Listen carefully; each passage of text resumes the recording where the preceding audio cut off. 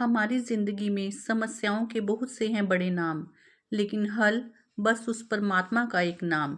Hello my beautiful family, कहिए कैसे हैं आप। आज फिर आई हूँ आपके सामने एक छोटी सी कहानी लेकर।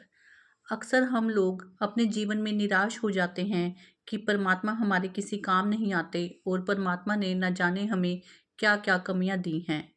तो ये कहानी भी एक ऐसे ही आदमी की है जो अक्सर हताश और निराश रहता था और बिल्कुल ही नास्तिक हो चुका था। उसे परमात्मा में बिल्कुल भी विश्वास नहीं था और वो कहता था कि परमात्मा नाम की कोई चीज़ है ही नहीं। ऐसी कोई आत्मा, कोई परमात्मा नहीं है जो हमारी कभी हेल्प कर सके। और वो लोगों में भी यही अफवाह फैलाया करता था कि लोगों अपने काम, अपनी प्रॉब्लम्स खुद समाधान करो। इस लाइफ में कुछ भी परमात्मा नाम की चीज़ जैसा नहीं होता। एक दिन अचानक सड़क पर जाते जाते उसका एक्सीडेंट हो जाता है और वो काफ़ी देर तक वहीं सड़क पर पड़ा हुआ तड़पता रहता है। उसकी हेल्प करने के लिए कोई भी नहीं आता।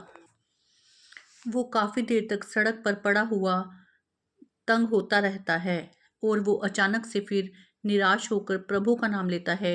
हे कृष्ण बांके बिहारी जी, मैंने कभी भी आप पर विश्वास नहीं किया, लेकिन आज आपका नाम पुकारता हूँ कि कृपा आइए और मेरी रक्षा कीजिए।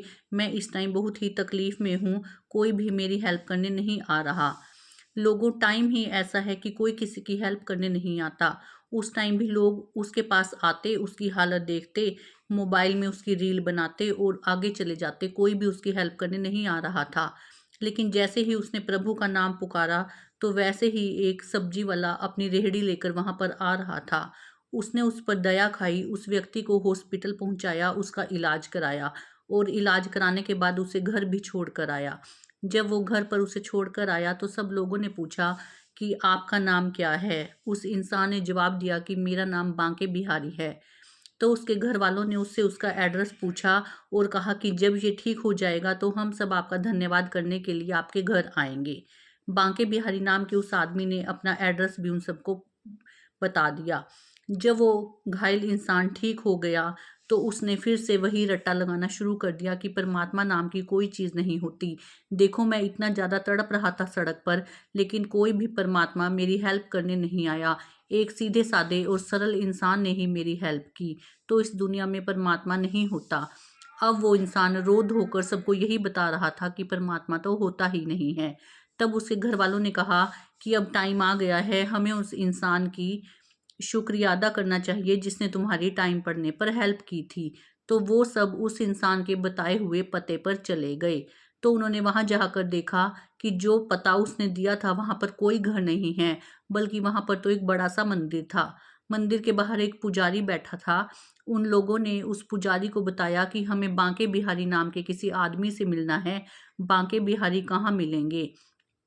तो उस पंडित जी ने बड़ी ही विनम्रता से जवाब दिया कि इस मंदिर के अंदर तो सिर्फ बांके बिहारी जी ही मिलेंगे।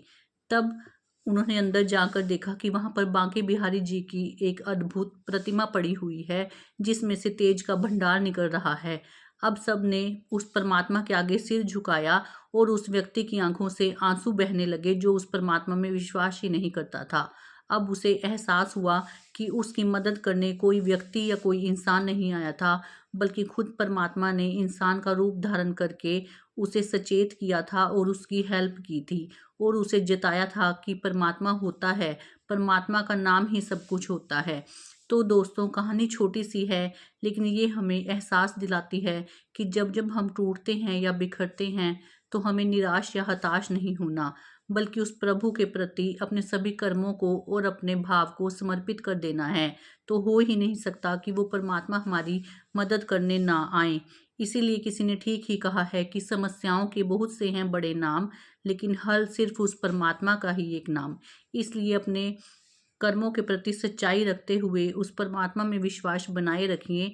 जब तक हम उस प्रभु का नाम सिमरन करते रहेंगे और दुख में ही नहीं, सिर्फ सुख में भी उसको याद करेंगे, तो परमात्मा जरूर हमारे अपने बनेंगे और हर क्षण हमारे साथ रहेंगे और हमें कष्टों से बचाते रहेंगे। तो दोस्तों, आज के लिए इतना ही। फिर मिलूंगी आपसे एक नई कहानी के साथ। तब तक के लिए आप सभी को मेरी नमस्कार।